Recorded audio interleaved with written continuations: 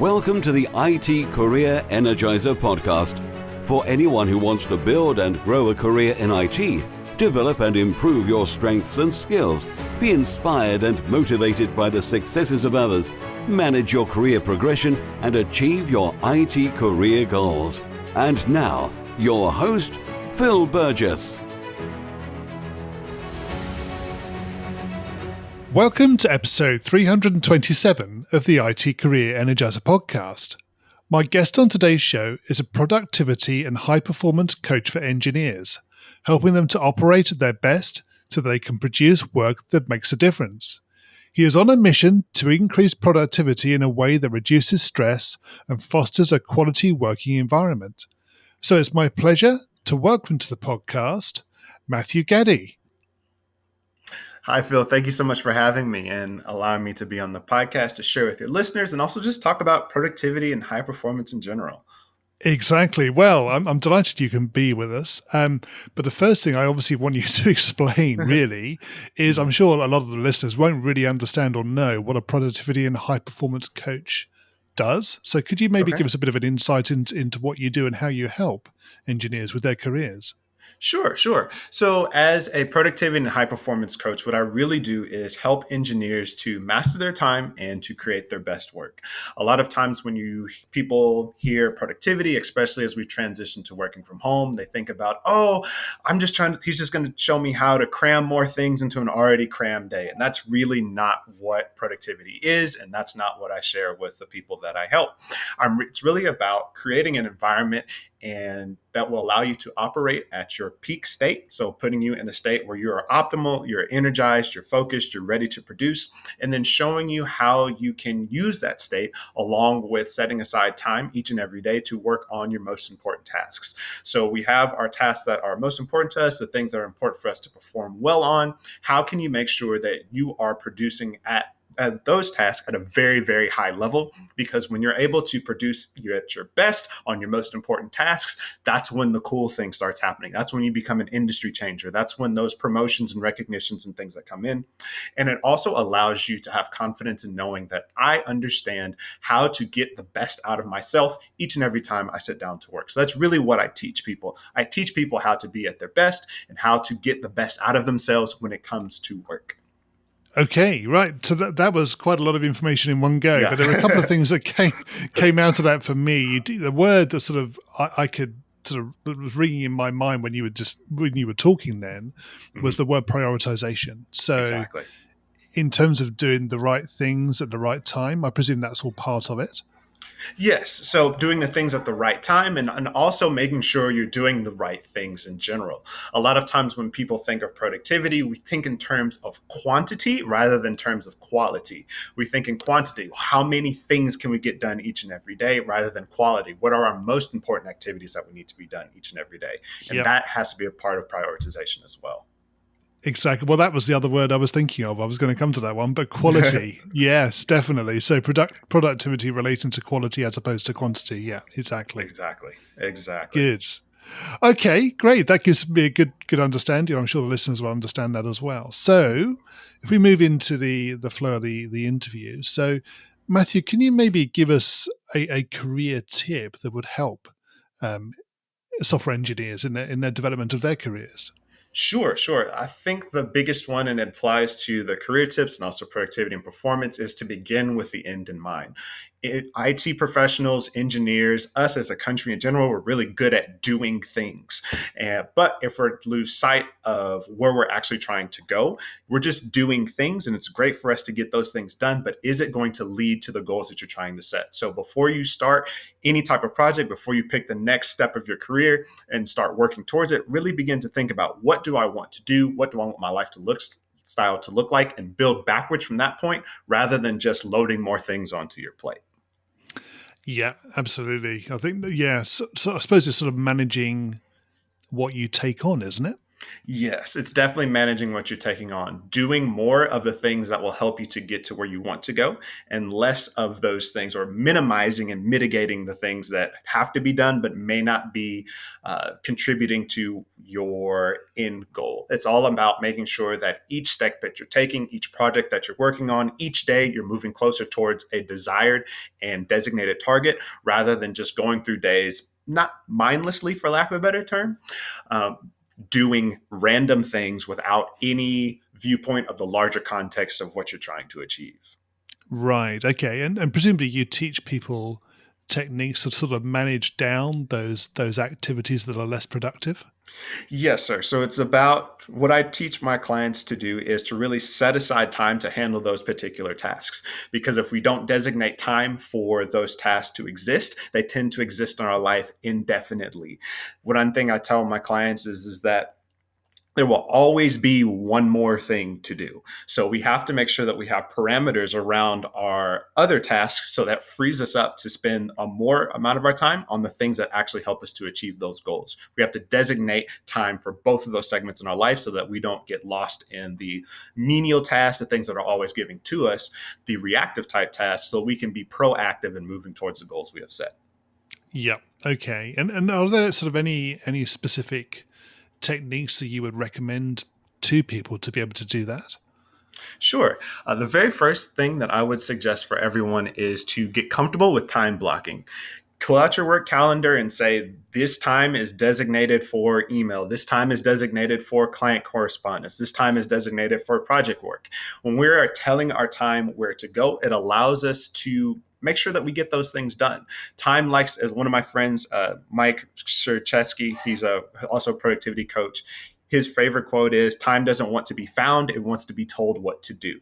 So we want to designate what we're going to be doing during those segments of time. And as you begin to do that, it clears the breezeway for you to make sure that you have the time to work on the tasks that are important to you, time to work on the tasks that might be more menial, and it confines those particular tasks to that time segment so that you won't find yourself, oh my goodness, I've been working on email for 3.5 hours. If you know that I have something after this at a certain particular period of time, it encourages you to stay focused during your email and encourages you to get through those emails so that you can make sure that you arrive for your next self appointment on time, energized, and you know exactly what you need to do, and eliminates that what should I do next feeling. Right. Okay. Can you repeat that soundbite at the beginning that you mentioned then? Because I thought that was really useful. Oh, designating and using time blocks to designate time for you to handle each one of your tasks. And I believe, if I'm assuming correctly, and I hate to do this, but assuming, time wants to be told what to do. It doesn't like to be found.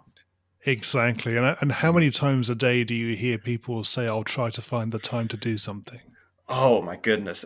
All the time, all the time. Yeah. One thing that we do with our clients is if they say, hey, I'll do that tomorrow, or hey, we'll do this at some point, I force them saying, what time are you going to do this? Let's put this on your calendar right now. Make that commitment with yourself and you will show up to make sure that you take care of it. Sure. Okay, good. Right. So there's a couple of thoughts that come to mind, but I think we'll come back to them. But Okay. if we move on, can you tell us about your worst career moment and what you learned from that experience? Sure, sure. My worst career moment was when I was first getting into productivity and I was applying it in my first job. And when you first get into productivity, there is a dark side to it where you are continuously working, you're prioritizing, you're always on, and you're never off. And so when I first stepped into my first position, I thought, this is what I'm going to do. This is how I'm going to be productive. And I burnt myself out. I was working from 3 a.m. to about 10 p.m. at night. I would work on my business before work. I would go to work, come home, spend a little time with my family, and then start working again. And when you're doing that for an extended period of time, I was doing it for about 4 or 5 months, you burn out. My body literally was like, hey, I can't do this. And I got sick. My body forced me to stop because I wasn't taking time intermittently each day to rest, to make sure that I'm focusing on the important things rather than trying to do everything in one day. So that really taught me the importance of making sure that productivity is great, but also a part of productivity is just as essential as your on time is your off time. You need to make sure that you have times during your day where you're able to relax and recover all of the energy you're expending. Otherwise, you'll find yourself in a burnt out state. We can't pour out of an empty cup. So you need those times where you're able to restore, refresh, and renew yourself so that you can make sure during your productive times, you're not trying to pour out of that empty cup. Absolutely. So do you personally manage your time throughout the day so you don't end up with, as you said earlier, sort of burning out? Do you sort of have bursts of energy and activity and then sort of reduce it and then bring it back up again? Is that how you do it? Yes. So I'm a morning person. So what I do is, especially with I have two younger children, I have a 2-year-old and a 5-month old. So I'll wake up before they wake up, and that's during my work time. I'll work before they wake up. When they wake up, I'm dad at that point in time, and then we'll set them down for a nap. We'll ramp back up again. We'll knock out some more work, and once they wake up from their nap, I'm dad again. So it's about designating periods of time during your day for you to be all the way on. And when you understand that, hey, this is a ticking time, well, not ticking time bomb, but there's a time limit to this work time that I have, it forces you to stay focused. If you know you only have an hour to work on something, or you only have until your kids wake up to work on something, it encourages you to not look at your phone, not check Yahoo, or not check the news, not do all these other things, because you know this time segment is shrinking. I only have so much time to stay focused. So I need to make sure that I'm utilizing that focus to the best of my abilities so that I can produce whatever I need to produce in this time that I have in the moment. Very good. Excellent. Okay. So I think, Matthew, you can probably tell us about your career highlight as well. Sure. My career highlight was when I actually left my job to pursue being a productivity and high performance coach full time. I left in the height of the COVID pandemic. I left in May of 2020. That Yep. was when I left, and it was a necessary step for me. One, from a productivity standpoint, I knew that being able to pursue what I was passionate about full time would allow me to not compromise and not trying to manage two different things like we talked about before, not burning myself out and having to work before work and after work and trying to fit everything on the weekends. It really allowed me to structure my days so that I was giving my best of myself, the best of my time to what I was passionate about and what I know I could help more people. Obviously, I made sure that we were financially stable and things like that before we just jumped. So I would encourage people to remember that before you make the leap. Make sure you have some stability in there. But it really allowed me to make my next step closer to my goals. And like we talked about before at the very beginning, that's what productivity is, making sure that we're progressing towards a goal. So that was my most productive action. And that was also my career highlight. Yes, very, very good. So at the time of recording this interview, I think we're late, right at the end of October. So you've been doing this for nearly 18 months, I suppose. Yes, sir. Yeah. And how have you found it? Obviously, is this a bit of a venture for you into doing something on your own for the first time? Yes, it's been interesting. It's been very interesting. It's the reason it's been interesting is because at a macro, the way we viewed productivity has shifted with the work from home movement. Initially, productivity was something that was prioritized when we were all in the office. So in 2018, productivity was something where people said, yes, let's understand that. I understand that, and I want to put that in our lives. It was more favorable to look at things in a more quantity state. If we were in 2018, when you came back and someone said, we need to be more productive, oftentimes they meant putting more things into your day. When we changed to work from home, productivity's definition and the way we looked at it, as far as putting more things into your day, had not changed. But with work from home, it became more of a negative than a positive.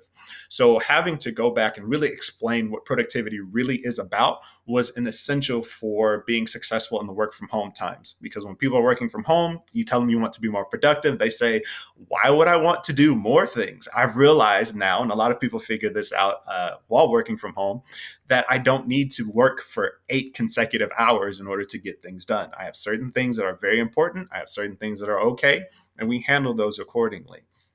So being able to reframe that definition of productivity was an essential thing that I had to do during this pandemic, during work from home, so that I can make sure that people are understanding really where I'm coming from and how I can help them, and not using productivity to harm them in their free time.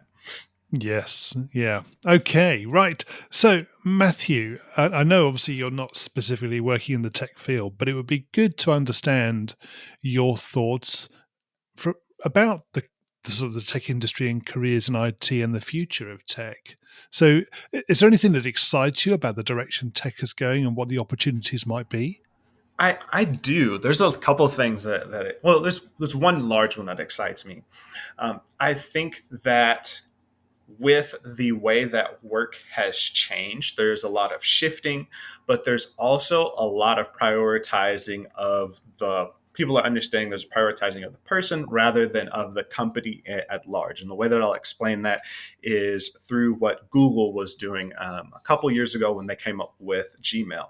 So Google was a obviously everybody knows about Google, but they have, if you work at Google, you have what's called free time, your office hours, your personal project time, times where you're able to work on whatever you feel like is most important. And that's where Google Gmail came from. Is where a lot of Google apps that are very popular came from. These times outside of this is mandated work handed down from my manager. These are projects that I'm pursuing on my own. As tech continues to advance, as we are working in more remotely, as we're working from home, I really do think that this is something that's going to become more and more prevalent inside of tech industries.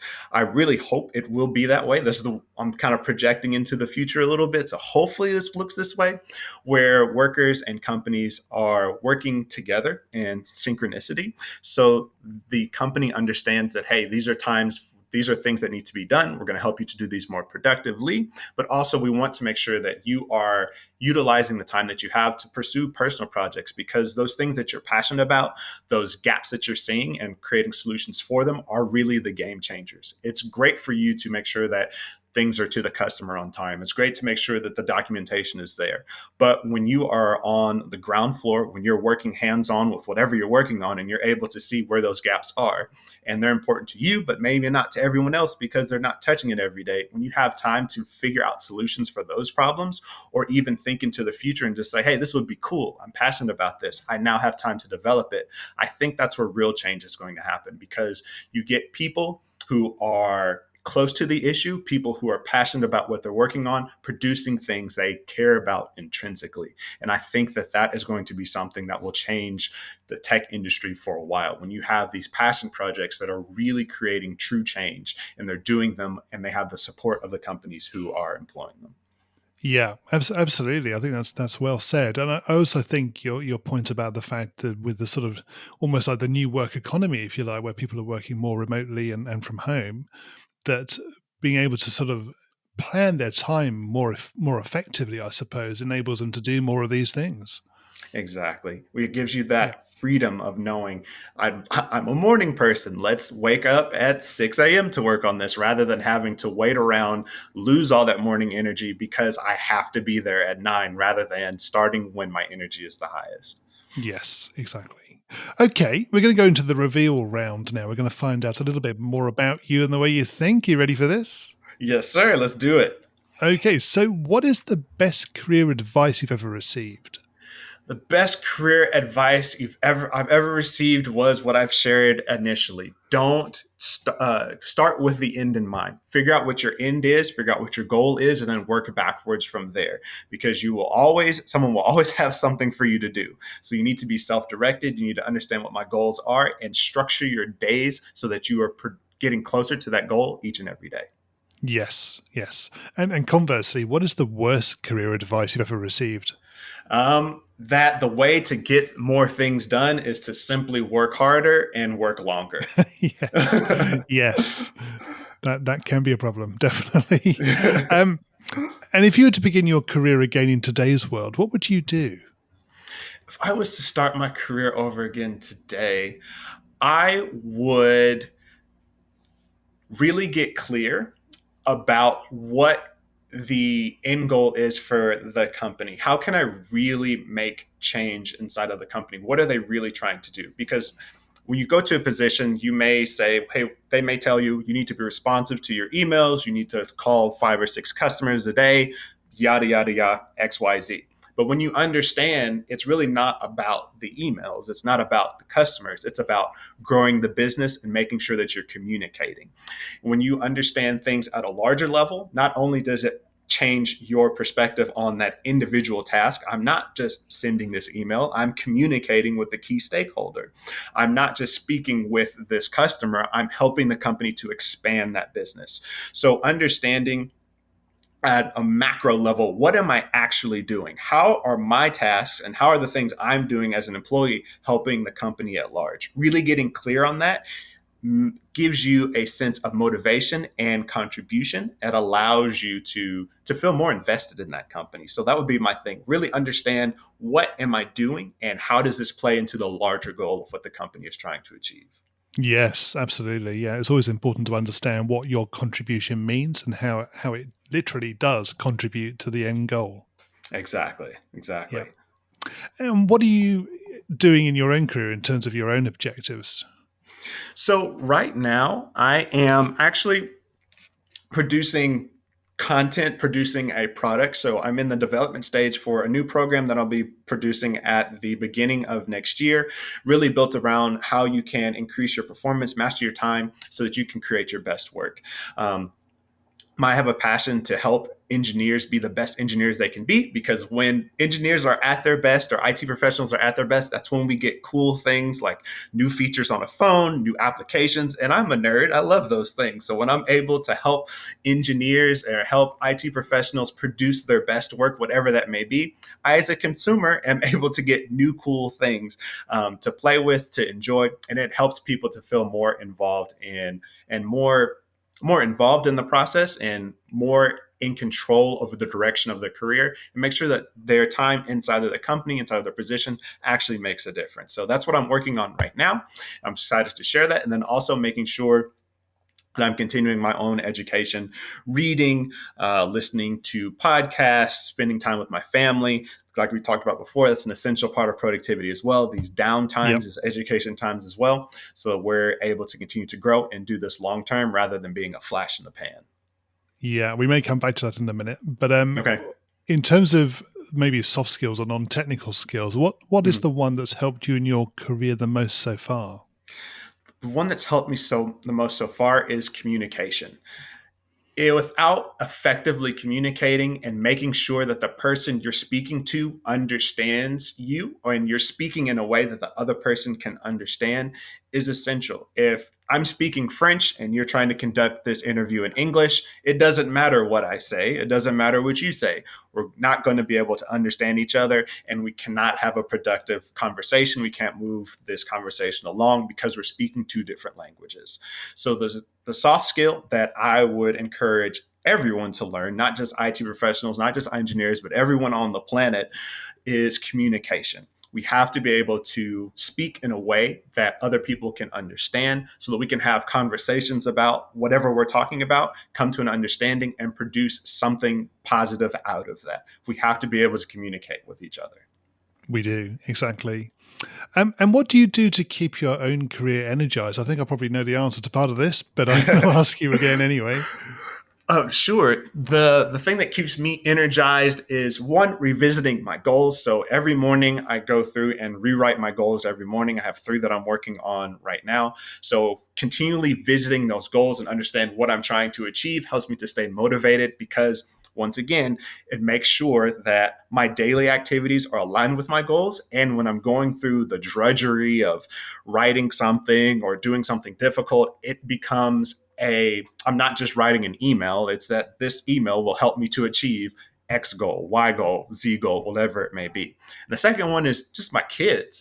I want my kids to be able to have a better life than I did. So everything that I do allows me to produce a better life for them, and then also allows me to progress towards the goals that I'm trying to achieve. Yeah, very good. Okay. And what do you do in your spare time away from technology? Spare time away from technology. I enjoy running. I'm going to be doing an Ironman towards the end of next year. I'm trying to find one that's not in Switzerland right now. So I'm training for that. And then also just being in the gym and reading, spending time with my family. Those are the things that I enjoy doing. Excellent. Good. Okay. So we're coming towards the end now, but can you maybe share with us a parting piece of career advice? Sure. Parting piece of career advice would be to choose how you're going to spend your time in advance. We've talked about this a couple of times. I've mentioned this a couple of times. If you live reactively, you will never be able to progress to your own goals. You'll be helping other people reach their goals, but you won't move towards yours. So choose how you're going to spend your time in advance to make sure and to hold yourself accountable that you really are passionate about the things you're working on.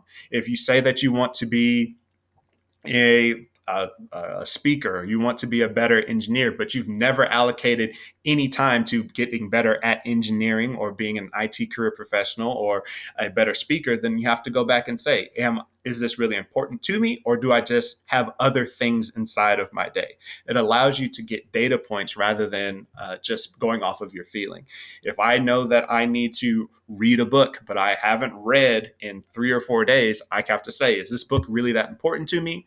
Or are there other things inside of my day that need to be deprioritized, that need to be moved, that need to be rearranged so that I can make a way for this particular activity to be inside of my life? So stay accountable to yourself and to the goals you're trying to achieve. And the way you do that is through designating how you're going to be spending your time in advance, and then looking back on your days, looking back at your calendar, looking back at what you've actually been able to do and audit that. Did I do well? What can I improve on? How can I improve on it? And how can I take these improvements and project them into the future so that each day becomes a little bit better and you move a little bit closer to what you're trying to do? Yes, that's a great piece of advice to finish with. So, Matthew, obviously we got a reasonably engaged audience. So how can they find out more about you and connect with you? So the best way to connect with me is through my website. It's just my name, Matthew Gaddy, Gaddy, D as in dog, D as in dog, Y. You'll be able to see all of my products there. If you're interested in that, you'll be able to read my blogs that I've posted there. And then you'll also be able to sign up for my Defeating Above Average newsletter, where I'll be sending you every week a tip that will help you to get better help you to improve your performance and your productivity. Matthew, thank you so much for joining me on the podcast. It's been great fun chatting with you. It's been great talking to you as well, Phil. Thank you so much for having me. Hi, Phil here again. Well, I hope you enjoyed my conversation with today's guest. You can find full show notes on the website at itcareerenergizer.com/e and the number of the episode you've been listening to. If you haven't already subscribed to the show, please make sure that you do, so that you get episodes automatically downloaded to your device every Monday. Thanks for listening and have a great week. Thanks for listening to the IT Career Energizer podcast. To find out more about building a successful career in IT, visit itcareerenergizer.com.